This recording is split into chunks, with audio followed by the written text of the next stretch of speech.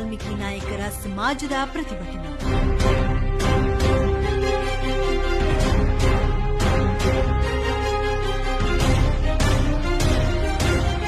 ಏನು 1857 ಬೇಡದಂಗಿತ್ತಲ್ಲ, ಆ ರೂಪದಲ್ಲಿ ನಾವು ಹೋರಾಟ ಮಾಡ್ಲಿಕ್ಕೆ ಸಿದ್ಧರಾಗ್ತಕ್ಕಂಥ ಮಾತನ್ನು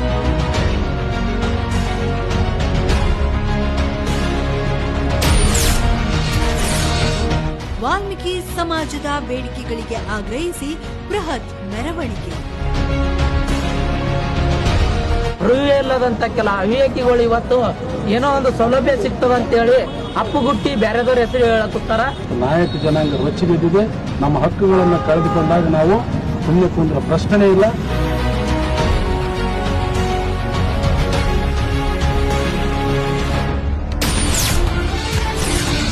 ವಾಲ್ಮೀಕಿ ಸಮುದಾಯದ ಜಗದ್ಗುರುಗಳಿಗೆ ಸಾವಿರಾರು ಜನ ಬೆಂಬಲ.